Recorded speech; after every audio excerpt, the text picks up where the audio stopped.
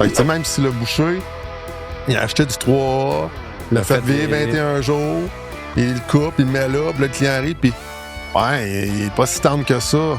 On a toutes choses qu'on n'a plus, là. Le reste, après ça, il y a une question génétique qui va avec ça. Fait que, tu sais, s'il y a un bœuf qui est tagué Canada AAA, ça veut dire qu'il a été accrédité par un évaluateur certifié.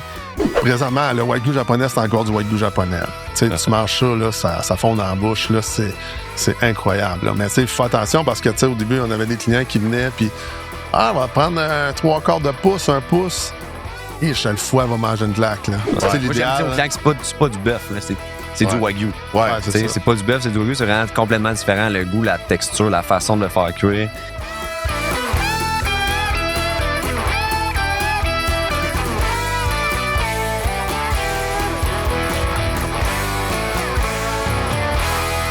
Salut tout le monde, bienvenue au deuxième épisode de l'Authentique Podcast. Aujourd'hui, on va vous aider à comprendre la viande de bœuf. On va parler des races de bœuf, on va parler des grades, de ce qu'on appelle le persillage. Pat, Félix, salut les boys.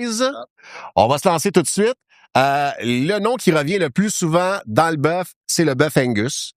Il y en a qui ne jurent que par ça. Est-ce que c'est correct de dire que c'est la meilleure viande disponible sur le marché ou? Ben, dans le fond, Pat, le Angus, c'est une des races qui est le plus persillée. OK? Donc, c'est pour ça que c'est si populaire. Fait que, vu qu'elle est plus persillée, ben, c'est plus facile d'avoir du 3, du prime. Fait que les producteurs vont focusser là-dessus pour avoir du meilleur prix. Parce que plus qu'ils font de 3, plus qu'ils font de prime, ils ont des meilleurs prix là, pour le carcasse. OK. Fait que c'est pour ça que le Angus, il y a une grosse promotion là-dessus. Ouais. Parce qu'aujourd'hui, veut pas, oui, le persillage, c'est vraiment important pour le goût, pour la tendreté, tout le kit. Ouais. Fait que, mais il n'y a pas juste ça sur le marché quand même. Là. Non. On s'entend T'sais, pour dire que c'est la plus populaire. Là. On l'entend beaucoup, puis c'est ce qu'il y a beaucoup partout, mais c'est pas Exact. ce qu'il y a de meilleur. C'est pas ça que ça veut dire. Exact. Ouais. Puis en passant, tu sais, souvent on entend Black Angus, mais il y a du Angus rouge aussi. OK. Fait que, qui sont relativement similaires. Là. OK. Tu sais, là, c'est. Pas une énorme différence entre Non. les deux? Non. Mais tu sais, ça a parti sur Black Angus. C'est des modes un peu des fois aussi? Ben, peut-être, oui, un peu, là. Ouais. Mais tu sais, c'est vraiment, là. Ouais. C'est OK. ça. Mais tu sais, puis il y a d'autres races aussi qui sont hyper persillées, tu sais, dans ce type-là. Tu sais, comme le fameux Wagyu. Ouais. On en parlera tantôt. Ouais. Mais aussi le Hereford. Ça, Ouais. c'est une race un petit peu plus vieille. On l'entend moins souvent. Ouais, exactement. Mais Hereford qui est très persillé. Puis sinon, après ça, il vient le Charolais. Ouais. Un bon persillage aussi, Cimental, Limousin.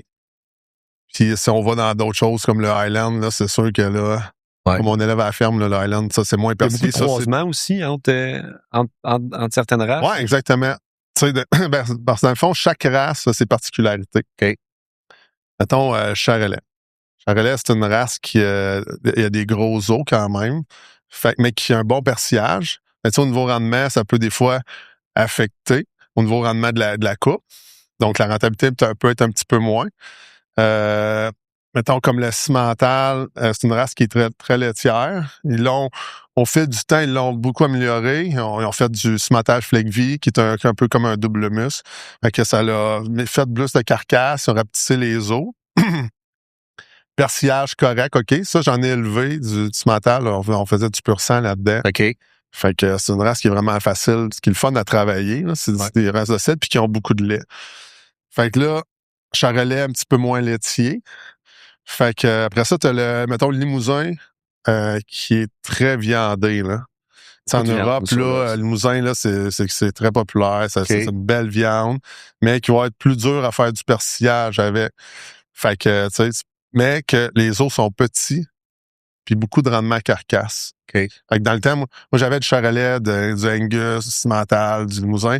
Puis tu sais, les Limousins, là, les carcasses, c'était tout le temps super. Tu sais, on avait beaucoup plus de rendement. Le ratio de viande versus os versus perte était plus grand. Ouais. Tu sais, mettons, dans le temps, comment qu'on faisait nos Angus, là, ça sortait quasiment comme du Wagyu, là. Okay. C'est tellement que c'était hyper persillé, là. Fait que, puis mettons, c'est comme le Charolais, c'est ça, c'était des grosses vaches, mangent beaucoup. Tu sais, le Angus aussi, c'est une race qui est super rustique. Ouais. Fait que ça l'aide aussi pour la production. Qu'est-ce que tu veux dire par rustique? Ben, tu sais, un peu comme le Highland. Tu sais, le Highland, c'est une race, est encore plus rustique, tu sais. Ouais. Puis ils vont avoir besoin de moins de foin pour agresser. Fait, ben, non, c'est pas vrai. Ça prend quand même beaucoup de fourrage, mais tu sais, c'est qu'ils vont être capables de survivre à des conditions plus difficile. difficiles, ouais. Ouais, ils sont Tu sais, moins difficiles. Ça peut être des hauts, là. Ouais, Tu sais, là, puis ils vont continuer à agresser pareil, là. OK. Tu sais, le Angus va le faire sans le poil long. Le Highland, il a besoin de... De son poil. Ouais, c'est ses ça. cornes se Tu sais, défendent. puis comme, dans le Highland, c'est pas une race qui va développer rapidement nécessairement au niveau de la viande, de la carcasse. Tandis que l'Angus, lui, il va développer quand même assez bien.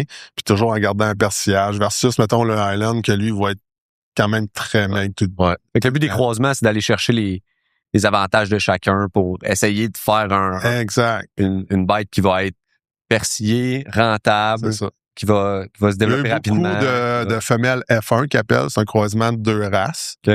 Puis là, il est arrivé avec une race terminale dans cette vache-là. Fait qu'il y avait un croisement comme à 3 races. Ça augmente la croissance. Ouais. Tu sais, fait que là, si tu augmentes la croissance, tu augmentes les revenus. Ton bœuf, il sort plus vite. Fait que, tu sais, souvent, mettons, vous pouvez croiser peut-être... là, je suis de même, mettons, un Angus avec un cimental, puis après ça, tu arrives avec un bœuf charolais.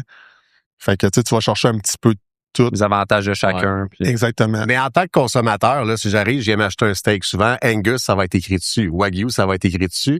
Est-ce que Hereford, Charolais, c'est des choses ça va être écrit ou comment est-ce qu'on fait pour savoir? Ou, C'est pour vrai, là, vraiment très peu, là. Ouais. Puis tu sais, tu vas voir du Angus, ça sera pas écrit dessus non plus, là. OK. C'est très européen, ça, de nommer la race de bœuf puis de le vendre comme étant ça, c'est un faux filet de Hereford, ça, c'est un faux filet d'Angus. Ouais, tu peux aller, Ici, c'est un peu moins... tu peux aller une boucherie en France, puis tu vas avoir le morceau de cimental, Exactement, un morceau de charolais, OK. un morceau de... Le monde cherche ces races-là en particulier. OK, Versus ici, où on va en parler un petit peu plus tard, mais on y va vraiment avec les grades de AAA, 2A, A, peu importe la race. Ouais. Ben justement, ces fameux grades-là, là, je pense que tu viens de le dire, on peut en parler tout de suite, là, parce que souvent, on va voir du bœuf Angus 3A, du 2A. Là, après ça, tu vas voir un autre avec du 3A, du Prime, du 2A. Maintenant, en tant que consommateur, on ne sait plus trop qu'est-ce qui est quoi. C'est quoi cette fameuse charte-là, au juste, là? Comment ça fonctionne?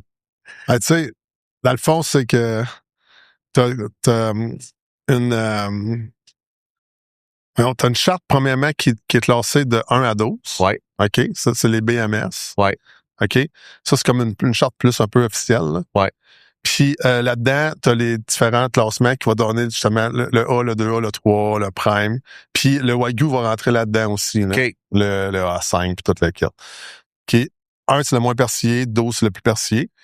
Là, après ça, si on va, mettons, dans le A, le bœuf classé A, c'est un bœuf qui va avoir un petit peu de persillage. OK. Le persillage, dans le fond, pour ceux qui savent pas c'est quoi, c'est le gras intramusculaire. OK. Le gras blanc, dans le fond. Ça, c'est que ça va fondre. Puis, quand on va le manger aussi, c'est que ça va nous faire saliver. OK. Tu sais, les gens, ça, ils savent pas ça, là. Ouais. Mais le gras de la viande aussi nous aide à saliver. OK. Qui fait que notre steak, le steak, plus qu'il y a de gras, plus qu'il est tendre aussi, plus qu'il est juteux. Ouais. Mais aussi, c'est que ça va nous faire saliver encore plus, puis ça va faire que ça va être encore meilleur. OK. Fait que le A va être principalement en rouge, avec quelques petits... T'as un BMS 1 à 3, là, peut-être. Ouais, c'est ça, exactement. BMS, mettons, là, c'est Beef Marblin Score. Pour les gens qui se demandent exactement ce que ça veut dire, là, Marblin, c'est le persillage. Donc, le score de persillage Voilà, du bœuf. voilà. Exactement. Fait que, tu sais, donner un exemple, mettons, comme avant, quand que je nourrissais le Highland comme une ration, mettons, d'Angus, là. Ouais. Tu sais, on réussit à faire là, du 3A, puis des fois quasiment du Prime, là, tu sais. Ouais. Là, maintenant qu'on le fait juste à l'herbe, 100% à l'herbe, là, si, mettons, on le classerait, là, il serait classé dans le A, là. Exact. OK. Tu sais, mais tu sais, c'est pas ça que tu recherches d'un Highland de toute façon. Un Highland, tu veux que ça soit maigre, tu veux que ça soit... Au niveau, puis c'est plus healthy, là, tu sais, c'est plus bon pour la santé, puis... Exact. Puis ce classement-là est réglementé. Tu sais, c'est des évaluateurs accrédités par l'Association des aliments du Canada qui vont venir classer les bœufs dans les abattoirs 3A, 2A, A ou même Prime. Fait que, tu sais, s'il y a un bœuf qui est tagué Canada AAA, ça veut dire qu'il a été accrédité par un évaluateur certifié. Puis oui, comme Patrick l'a parlé, il y a le persillage, mais il y a aussi plein d'autres facteurs qui rentrent en ligne de compte, comme la grosseur de la bête, l'âge de la bête aussi. Est-ce que la bête a eu des blessures, des cicatrices, genre de trucs-là, ça rentre tout en ligne de compte. Puis après ça, c'est classé selon le système qu'on connaît le plus, c'est vraiment Prime 2A, 3A, 2A. Fait que oui, le persillage, mais plein d'autres critères aussi. Parce que le code BMS, on le voit pas nécessairement. Non, exactement. Exactement. Tu vas souvent voir ça, justement, A, 2A, 3A, Prime. Puis, tu sais, c'est sûr qu'on recherche tout le temps le plus persillé possible. C'est pas tout le monde qui aime ça nécessairement non parce qu'il y en a qui disent que c'est plein de gras, mais ça dépend comment on le voit. Ouais, exactement. Mais tu sais, ça reste que tu sais, si tu manges un bon steak Prime, c'est ça qui va être techniquement le plus tendre, le plus juteux. Tu sais, ça peut te permettre de manquer ton steak un petit peu plus aussi, là, tu sais, là. Un peu trop cuit, il va être bon pareil. C'est ça, exactement, tu sais. Avant ça, c'était surtout réservé au restaurant, les primes. Encore là, tu sais, c'est des boucheries pis tout ça, des épiceries, tu t'envoies pas tant que ça. C'est dur à avoir aussi parce que c'est pas tous les bœufs qui classent prime. Exactement. C'est une infime partie, on n'a pas la statistique, mais j'imagine que c'est vraiment minime versus toutes les bœufs qui sont abattus. Exactement. Fait que, tu sais, là, ça va un peu, tu sais, la dernière fois, on a parlé de prix et tout ça, mais le prix va en conséquence de. Voilà. Tu sais, là. Mais tu sais, Félix en parlait un petit peu. Tu sais, c'est sûr que on recherche ça, mais c'est pas gage de 100% de réussite. Exact. Tu sais, parce que nous autres, on a beau tout le temps vouloir du prime, du 3A, prime 3A, le faire vieillir 21 jours, soit sous vide ou à sec ou peu importe. Ça reste que, en plus de ça, il y a une question génétique. OK? Puis ça, tu sais, il n'y a pas tant de monde qui le savent non plus. Mais dans le bœuf, il y a 2 gènes de tendreté. OK? Puis il y a des bœufs qui en ont 0. OK. Il y a des bœufs qui en ont 1, puis il y a des bœufs qui en ont 2. Peu importe la race. Peu importe la race. OK. Fait que, tu sais, dans le même troupeau, tu pourrais avoir 75% de ton troupeau qui a un gène de tendreté, puis 25% qui en a 2, puis tu sais, là. Ou 2 qui en ont exactement. Tu sais, même si tu as un bœuf 3A qui a 0 gène de tendreté, lui, tu pars avec 2 prises, là. Ouais. Fait que, tu sais, manque pas ta cuisson, là. Exact. Tu sais, fait que même si le boucher, il a acheté du 3A, le fait vivre 21 jours, il le coupe, il le met là, puis le client arrive, puis ouais, il est pas si tendre que ça. Là, on a toute chose qu'on n'a plus. Là, le reste, après ça, il y a une question génétique qui va avec ça aussi. Il n'y a pas moyen, nous autres, quand on l'achète, de le savoir, dans le fond, c'est ça. Puis même les producteurs, ils savent pas non plus. Ben, tu sais, le faire tester, ça a un coût. Ouais. Fait que, tu sais. Des fois, on peut le voir dans la texture de la viande en la tranchant, là, tu sais. On le voit qu'il est un petit peu plus raide. Mais des fois, la texture au toucher est vraiment ça coche. Le steak est beau et persillé. Puis tu le fais cuire, puis c'est la fibre, elle se raidit. C'est ça. Tu sais, on vérifie quand même. Même affaire pour les autres, là, tu sais, veut pas un boucher capable de voir au fil du temps si la viande est tendre ou pas. T'as demandé, c'est un triple A qui vit 21 jours, que, oups, lui, il y a un petit quelque chose. Tu fais pas la même affaire, là. Tu sais, comme nous autres, on essaie de pas le mettre dans les comptoirs, là, tu sais, pour pas que ça. Parce que, tu sais, le client veut pas, il achète un 3A, il vit 21 jours, puis il le mange, puis il est pas si tendre que ça, là. Ouais. Fait que, tu sais, oui, ça nous donne, on se donne tout le temps une chance de, OK, tu te donnes une chance de plus qu'il soit tendre, mais, tu sais, c'est une petite anecdote comme ça. Dans le temps que je faisais juste mes carcasses, au début, j'élevais du bœuf comme ça, du charolais, tout ça. Fait que, j'avais un bœuf, 3, puis j'en avais un qui était A. Tu sais, là, même, j'étais comme, puis là, tu sais, j'ai fait un test de goût, j'ai fait comme, la merde, tu peux pas vendre ça bien trop maigre, tu sais. Puis ça a donné que le bœuf maigre était plus tendre et juteux que le bœuf 3. Que le bœuf persillé, là, tu sais. Ouais, exact. Okay. Ouais. Ça avait vraiment fait comme, là. Il n'y a pas juste le persillage dans la tendreté de la viande. Exactement. C'est tout ça pour dire. Exactement. Ça. Mais oui, ça te donne une chance de plus. Ouais. Exact. Puis, pour revenir à ce qu'on disait au début, est-ce que le Angus, c'est la meilleure viande parce que c'est la plus populaire, tu sais? Là, on vient de le prouver avec la gradation. Tu sais, ça se peut un Angus qui va grader A. Ouais. Comme ça se peut un Angus qui va grader 3A. Patrick l'a mentionné, l'Angus a de la génétique qui va le faire, qui va être un petit peu plus persillé que les autres races, certes, mais son alimentation après ça va jouer beaucoup. Les gènes de tendreté aussi, la façon qu'il est élevé, etc. Fait que pour répondre à la question du début, maintenant, non, l'Angus, c'est pas la meilleure viande. Ça va dépendre de sa gradation. Mais un Angus est plus facile, peut-être, de grader triple Il n'y A. a pas juste ça. Là. Non, exactement. Ça, on ferait, on prendrait, mettons, le cimental, puis qu'on le nourrirait, que ça coche, puis tout le kit, puis qu'on prendrait juste les 3A, juste les primes, pour le mettre à côté du Angus. Vous seriez surpris. Là, il y a peut-être du monde, c'est ça, exactement. Là, là. Ouais. Fait que c'est juste parce que c'est une race populaire. En Amérique, l'Angus, il y en a partout. C'est quand même assez facile à élever. Même les veaux aussi, là, au niveau des naissances, tout ça, c'est quoi qui est facile. La plupart n'ont pas de cornes. C'est une race qui est le fun à élever, qui est rentable. Fait que c'est pour ça qu'ils poussent beaucoup sur l'Angus. Il y a des programmes aussi. On va voir, mettons, Angus certifié, CAB, peu importe. Ça, c'est que ils ont plusieurs critères, dont, mettons, que c'est juste du Angus 100% pur sang. Exact. Mais c'est pas des F1 comme on a parlé tantôt. Là, Le CAB, il y a 10 critères, en fait, pour le déterminer. Puis, sans toutes les nommer, là, ça va jusqu'à, il mesure en fait la partie du faux filet de la bête. Il faut que ça mesure entre 12 et 17 pouces. Si c'est plus bas que ça ou plus haut que ça rentre pas dans la certification CAB. Okay. Fait que tous ces programmes-là sont pas gradés non plus. Fait que c'est pas du CAB AAA, du CAB. C'est vraiment des programmes que les producteurs ou les abattoirs font séparément de la gradation normale. Fait qu'ils vont vraiment sélectionner selon le 10 critères. C'est comme leur grade. Exactement, comme vraiment le summum de leur production à eux autres. Là. Fait que là, c'est ça, la grosseur du faux filet. Ils vont calculer la couche de gras entre la peau et la viande. Faut pas que ça soit plus qu'1 pouce. Faut pas que la bête ait plus que 30 mois. Plein de petits trucs comme ça là, qui vont faire en sorte qu'ils vont vraiment avoir un produit de qualité qui est vraiment niché. Là, c'est un peu comme le Wagyu. Là. On parle souvent du Wagyu japonais, là, A5, mettons. Ouais. Mais tu sais, pour être du A5, il faut que parce que c'est classé, il y a du A, il y a du B, il y a du C. Exact. Du A5, il faut être la grosseur qui s'apprend, tu sais, là, pour avoir un bien gros rendement. T'sais, c'est pour ça que les pièces sont vraiment grosses. Ah, c'est des super grosses. Si vous auriez du B ou du C, les pièces seraient peut-être la moitié. J'imagine même pas les carcasses, ça doit être exactement. Ça doit être énorme. Le pourquoi que c'est si cher, mettons, du A5, bon, ben, c'est parce que, premièrement, il a passé un critère, la grosseur, pour le rendement. Puis après ça, là, c'est le persillage. Là, t'as A3, A4, A5. Fait qu'il y a A5 qui est le plus persillé. Fait que là, t'as passé le test de grosseur, puis après ça, tu passes le test de persillage. Fait que là, le A5, c'est pour ça qu'il est quand même très, très cher. Là, là. C'est là qu'on va voir plus l'utilisation du BMS qu'on a parlé tantôt. Ouais. Là, on va le voir A5 BMS 12 ou A5 BMS 11. Okay, c'est là qui est plus utilisé avec le Wagyu versus avec... Parce que le Wagyu, je dirais pas que c'est plus récent, mais quand même, là, avant, on entendait beaucoup moins parler.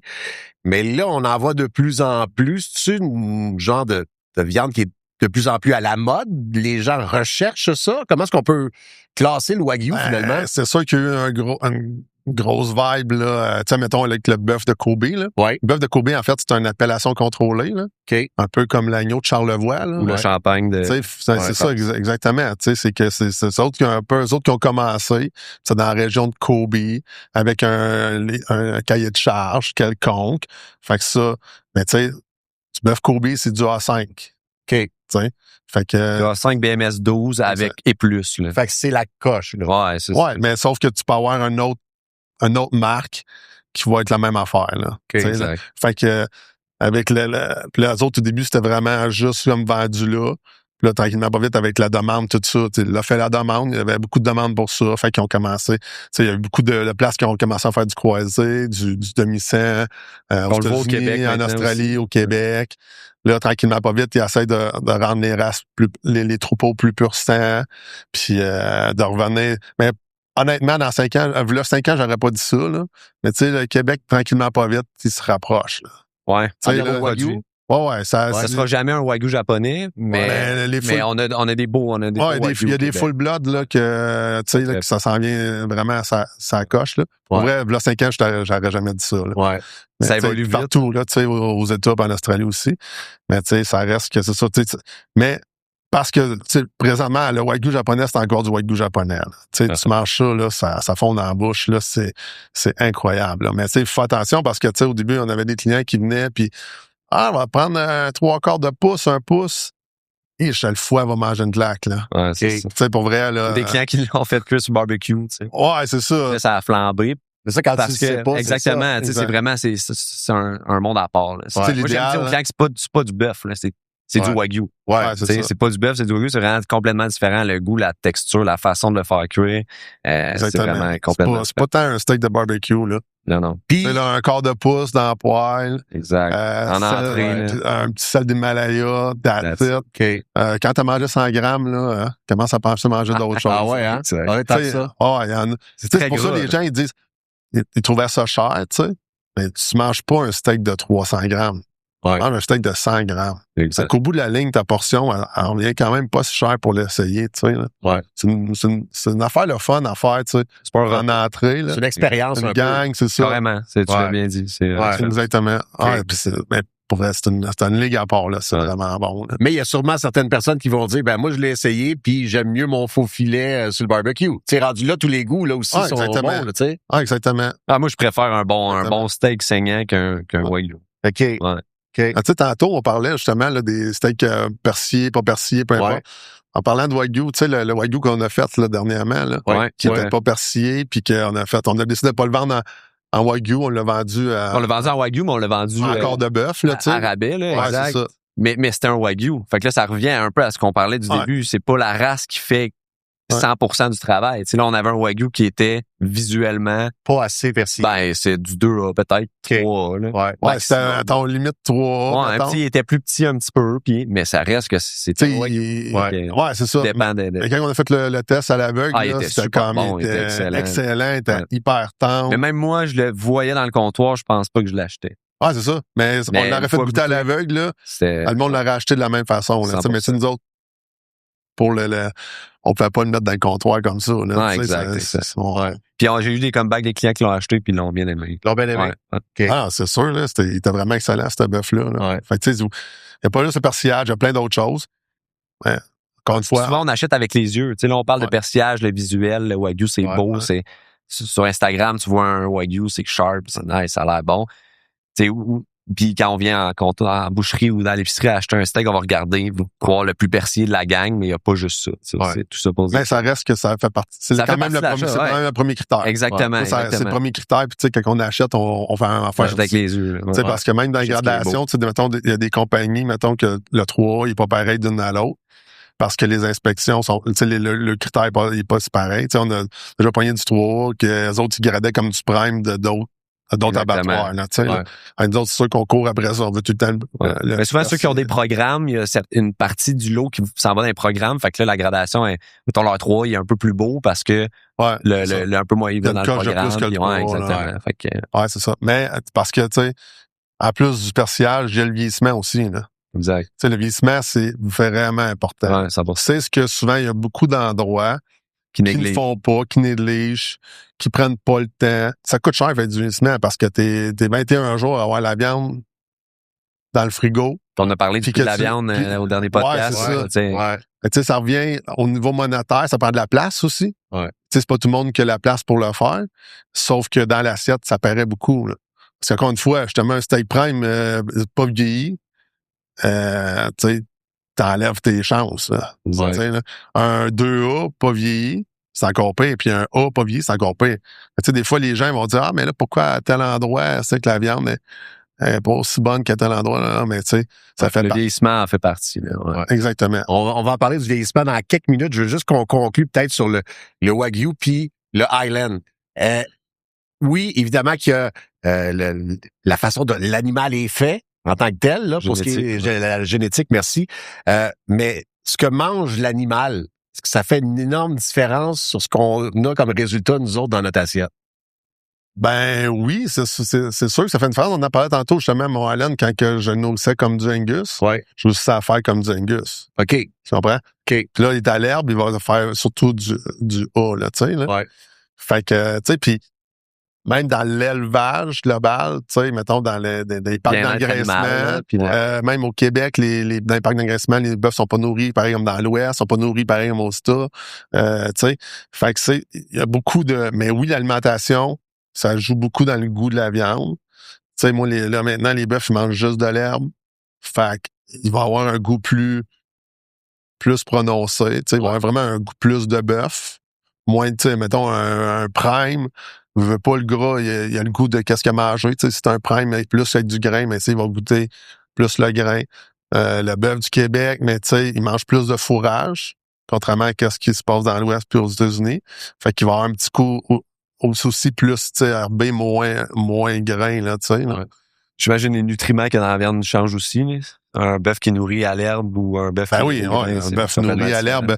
Honnêtement, tu sais, t'es proche de la viande sauvage. On dit toujours la viande sauvage, c'est la meilleure viande pour la santé. Mais oui, un bœuf à l'herbe, pour la santé, il y a rien qu'à côté ça, là. Tu sais, là, il mange ce qu'il normalement il mangerait s'il serait à l'état sauvage. Là. Nous autres, c'est ça qu'on essaie de faire, c'est que le Highland est comme à l'état sauvage. Ouais. Il est dehors à l'année, il mange foin tout l'été, de l'herbe, dans le fond, d'un pâturage. Puis l'hiver, mais il mange foin sec aussi. Ouais. Là. Fait que il y a beaucoup plus de nutriments. Je pense que j'ai vu des places c'était des 25, 30, 40 nutriments. Ouais. Là, c'est incroyable la différence de niveau pour la santé, qu'est-ce que ça apporte versus l'autre qui est juste au grain. Là, ouais. Faire du pouce là-dessus, le bien-être animal aussi, j'imagine, ça a un impact. Là. Ouais. Comme la bête se sent. Tu sais, comme le Wagyu, qu'est-ce qu'ils font pour avoir du persillage? C'est la génétique, automatiquement, un peu comme l'Angus, c'est génétiquement plus persillé. Alors après ça, ils limitent le plus possible le stress. Tu sais, on entendait des fois des affaires que ça écoute de la musique, bref, du saké. C'est vrai, ça? Puis, tu sais, c'est surtout que moi, tous mes bœufs, ils écoutaient de la musique. Là, dans la ferme, je mettais tout le temps de la musique dans le temps. Ouais. Tu sais, là, là c'est dehors. Fait que là, ils écoutent pas de la musique. Là. Les petits oiseaux qui chantent à la place. Tu sais, c'est que moins qu'ils sont stressés, plus que tu as des chances que la viande soit tendre. C'est con. Okay. Moins qu'ils bougent aussi. OK? Puis ça, je vais vous donner des exemples tantôt, mettons, avec chez nous. Fait que avec le Wagyu, dans le fond, il va manger du maïs, de l'orge. Il va manger un peu la même affaire que les autres bœufs. Que, ça prend de l'énergie pour faire du persillage. OK? C'est pas juste. Il y en a qui vont axer, mettons, sa protéine, tout ça, mais faut faire du persillage, faut que tu lui donnes de l'énergie, beaucoup. Fait que donne le grain pour aller avec ça, mais le stress, on a entendu qu'il est massé, mais tu sais, ça se peut qu'il y en a qui le font, là. Ouais. Mais le but de ça, c'est que tu n'ailles pas stressé. Fait que plus qu'ils voient de monde, moins qu'ils sont dans un endroit fermé. Un endroit, tu sais, là, plus qu'ils vont être dans un endroit sécuritaire pour eux autres, puis toute la quête, puis qu'ils vont pouvoir se coucher aussi. Tu sais, des animaux qui sont bien, qui sont confortables, qui se couchent plus souvent. La vie est belle, ils chill. C'est automatique que la viande va être plus tendre. Ouais. Tu sais, là. C'est ça. Puis donner un exemple, tu sais, quand que les bœufs arrivent du champ, mais si on fait abattre tout de suite en arrivant à l'automne, qui arrive du champ, c'est automatique qu'elle va être un peu plus raide. Parce que là, eux autres, ils ont marché toute l'été. Ils ne veulent pas, on est à l'état plus sauvage que dans les enclos d'hivernage. Fait que, tu sais, ils sont un petit peu plus stressés quand même. Ils nous voient, on essaie d'aller voir pareil tous les jours, mais ils nous voient quand même un petit peu moins souvent. Ouais. Tu sais, fait que c'est pour ça comme l'été, on les garde plus proche là qu'on fait l'abattage durant l'été. Tu sais, je les envoie pas pâturage, je continue à manger du foin sec, cette gang-là, pour les derniers mois, pour justement s'assurer qu'ils sont pas stressés. La vie est belle, on les charge. Tu sais, d'autres, on rentre dans les packages, ils viennent nous voir, on peut les flatter. Ils suivent les cadeaux. C'est quand on les rend, on charge un truck, là, on rouvre la porte, puis on leur parle un peu, puis ils s'en vont tranquillement, puis on rentre dedans. Là. Tu sais, dans le temps, alors, qu'est-ce que je faisais? Tu sais, j'avais une étable plus fermée, puis j'avais la chance de pouvoir les mettre dans des box. On leur donnait de la bière. Hein? Je lui donnais une bière une bière de route. Dans le repas du matin, je donnais une bière. Puis le bœuf partait, il se couchait dans le trailer. C'était bien relax. Ouais, exactement. De toute façon, c'est pas lui qui conduisait, fait que c'est pas grave. Exactement. Fait que là, je peux pas le faire, là, mais tu sais, c'est ça, le stress, l'environnement. Ça fait un gros impact sur la qualité de la vie. Oui, exactement. Parce que l'animal, il est bien, confortable. Ouais. Ça va aider sur le... Fait que génétique, alimentation, bien-être animal. Ouais, exactement. T'es en business avec ça. Ouais. Fait que, tu sais, faut que tu mettes tout ensemble pour réussir à donner un beau faire. Fait que, tu sais, oui, quand que les gens, ils viennent acheter leur viande, tout ça, ben, tu sais, c'est important, tu sais, c'est important de savoir que c'est que tu achètes, tout ça. Ouais. Parce qu'on en parlait souvent, tu sais, ce que tu payes, c'est ce que tu as dans ton assiette. Ouais, c'est ça. Peut-être des fois, c'est plus cher un peu qu'ailleurs, mais c'est parce qu'il y a beaucoup de travail en arrière de ça. Tu sais, acheter un steak 3A versus un steak A, mais il y a plein de facteurs qui fait que oui, c'est pour ça que ton steak là, il est moins cher. Là, tu sais, là. Mais attends-toi pas à... Peut-être tu vas tomber sur un bon steak A. Un bon steak A parce Ouais, que la génétique, ça ouais. coche, qu'il était pas stressé, peu importe. Mais ça arrivera pas tout le temps. Là. Les chances sont moins. Ouais, c'est ça, exactement. Ouais. Tu mets pas toutes les chances de ton côté. C'est plus un dé un peu, là. Ouais, exactement. Ouais. On en a parlé tantôt, puis là, je veux qu'on y revienne, le fameux vieillissement. Quand on en... Mettons là, que je mets dans l'assiette de quelqu'un un steak qui a été vieilli 45 jours, puis l'autre assiette à côté, un steak qui a été vieilli 21 jours. Au goût, quoi que ce soit, est-ce que la personne va voir réellement la différence? Ben, Comment ça fonctionne là, exactement? ça dépend du vieillissement qui a été fait à cette viande-là. Tu as parlé de vieillissement tout court. Ouais. Il y a 2 types de vieillissement qui sont plus populaires, le vieillissement humide puis le vieillissement à sec. Vieillissement humide, c'est ce qu'on fait nous ici avec nos viandes, puis c'est ce que la majorité des boucheries font aussi. Là. Ça va être de garder la pièce de 15 à 21 jours sous vide, dans son emballage d'origine, dans son jus, pour que les enzymes naturelles de la viande viennent attendrir la fibre. De 15 à 21 jours, c'est pas mal l'apogée de ce processus-là. Là. C'est vraiment là qu'on a le plus de tendreté puis que le goût s'est développé au maximum pour ce type de vieillissement-là. Jusqu'à 21 jours, c'est là que la courbe, là, exact. la tendreté, là, à part. C'est là que ça... Exactement. Après, à 21, là, ça commence à plafonner. Ça monte tranquillement, mais tu sais, t'es allé chercher le maximum. Là. De ce que tu peux avoir avec le vieillissement. Là, ça avance tranquillement, pas vite. Okay. Fait que pour répondre à ta question, si c'est du vieillissement humide, 21-45, vous verrez pas de différence. Pas de temps, là. Exactement. Peut-être un petit peu, dépendamment du mais ça va être très, très minime. Après ça, le vieillissement à sec, là, c'est tout autre chose, là. On va vraiment aller mettre la viande dans un environnement qui est contrôlé, qui a une humidité qui est contrôlée, une température qui est contrôlée. Ça prend la circulation d'air aussi. Ça va vraiment venir assécher la viande puis venir développer. Parce que le but du vieillissement à sec, là, c'est pas tant la tendreté, là. Non, c'est vraiment d'aller développer. Je pense que je le fais vieillir 80 jours, là, pour il va être tendre, la tendreté, là. Vraiment au niveau du goût, c'est le goût qu'on vient développer. C'est 100% goût, là. C'est 100% goût. Parce que même, tu sais, t'es encore mieux. Parce que, tu sais, mettons, comme dans le vieillissement sous vide, c'est là il est comme dans, il y a toutes les caractéristiques comme dans une carcasse. Exact. Dans son jus naturel. Il y a les meilleures choses pour faire son vieillissement. Okay. Quand tu le sors, c'est un petit peu différent. Là, fait que quand on le met à sec, c'est vraiment pour aller chercher du goût. C'est sûr que, tu sais, surtout c'est plus que la pièce est plus petite. Quand on fait vieillir la carcasse au complet, ben là, il est comme un peu comme s'il serait sous vide. Il sèche moins vite. Là, quand il tombe, mettons, juste la longe, juste la rib. Là, on va aller chercher un vieillissement un petit peu plus rapidement. Ouais. Là, c'est ça. C'est que ça va enlever l'humidité dedans la viande. Qu'est-ce qu'il va faire? C'est qu'il va concentrer le goût. Ouais. Puis là, après ça, dans ta chambre de maturation, mais veux pas, t'as des odeurs, t'as les autres pièces qui, ces autres, sont rendues plus vieilles, tout ça. Fait que là, t'as tous ces goûts-là qui vont se mélanger, là. Ouais. Comme le vin. C'est une bouteille de vin qui vieillit en baril ou quoi que ce soit, ou en bouteille. Tranquillement, pas vite, le goût va changer. Mais là, les arômes vont se développer. Puis on va avoir des notes de noisettes, des notes de beurre. C'est tout ça qui va se développer avec le temps. Là. Mettons un steak vieilli là, qui frôle plus d'un 90, 120 jours. Ça sent la noisette. Là. Ça sent puis même, il va être plus proche du fromage bleu. Là, avec champignons un peu. Ouais, vraiment, les arômes se développent énormément. Noisette, on est plus, mettons, 50 à 80 jours, mettons. 60 jours. Là. Là, OK. 75, on est pas mal dans la noisette. Fait que c'est pas pour tous les goûts là, du bœuf vieilli. Il y en a qui vont trouver que c'est trop goûteux, justement. Non, puis tu sais, si on commence ça, il faut commencer tranquillement. Là. Ouais. Tu sais, mettons, on a des clients qui vont y aller, mettons, oups, à 45. Après ça, OK, c'est assez. Je veux monter à 60. Tu sais, comme, pas à 120, t'en mangeras plus jamais de ta vie. Tu sais, c'est ça pareil. Tu sais, il y en a qui montent jusqu'à 300, 360.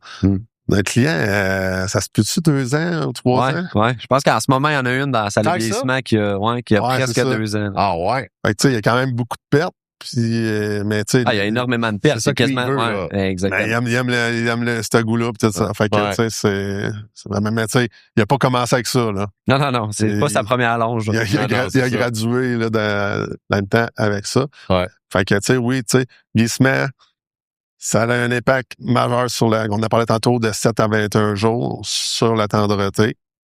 Après ça, vieillissement à sec. Là, c'est plus au niveau du goût. C'est plus niché. Texture aussi, tu sais, la texture, elle change. Ouais. Tu sais, ça va avoir une petite texture. Il y a plus d'humidité dans la viande, ou beaucoup moins, en fait. Exactement, la cuisson, même, change. Oui, vraiment. Ouais. Fait que, tu sais, faut pas faire les mêmes cuissons, puis cuit plus rapidement un petit peu qu'un steak. Mais tu sais, la chose qu'il faut tenir, c'est 21 jours. Ouais, vieillissement humide, 21 jours, ça, je pense que c'est nécessaire. Ça, c'est le minimum, c'est le standard, c'est quand... Ça prend ça.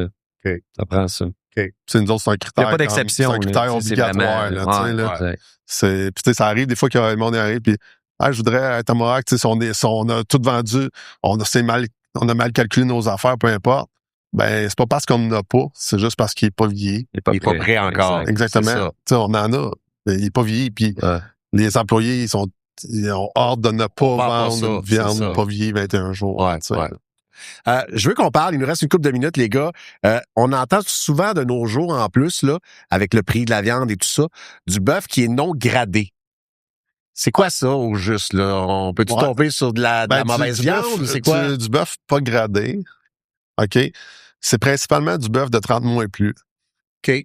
30 mois et plus, oui, on peut tomber sur un bœuf qui a 32 mois, ou un beau Angus persillé de 32 mois qui peut être non gradé. T'sais. Exact. Ou un tord, tu sais, dans le fond, une jeune vache que, peu importe, elle n'est pas fertile ou quelque chose comme ça, elle va aller là-dedans, qui peut être très bonne. Mais tu vas avoir aussi les plus vieilles vaches. Tu comprends? OK. Fait que ça peut arriver que ça ne pas si bon que ça. Là. C'est un guess à prendre. Là. Exactement. Parce que ça peut arriver que ça ne pas tant. Ça peut arriver parce que elle, ça ne veut pas dire qu'elle n'a pas été stressée. Là. Ça ne veut pas dire qu'elle n'a pas arrêté de marcher ou de produire ou de peu importe. Là.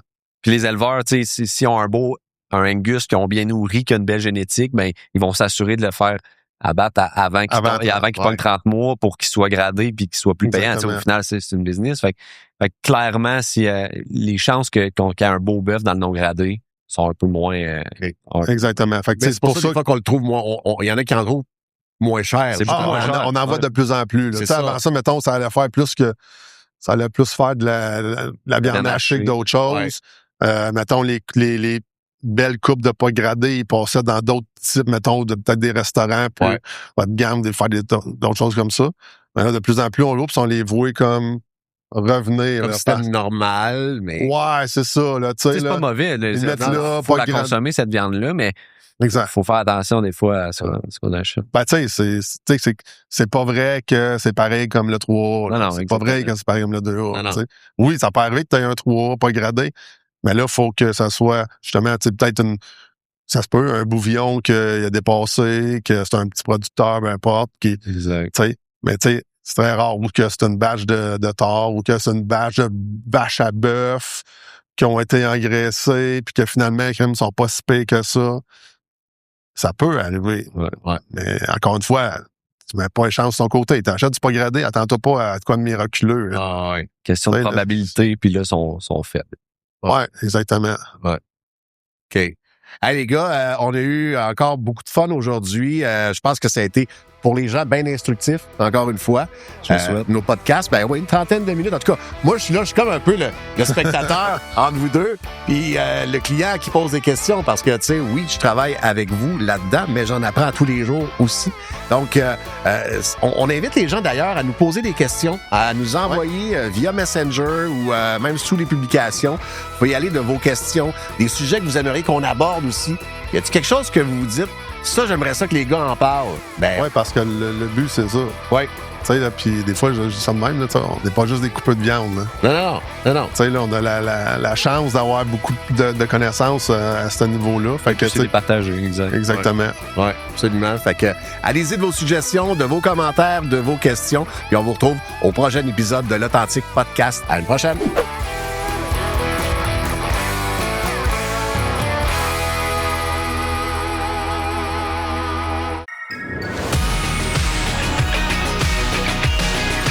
Une production de La Boîte de Prod.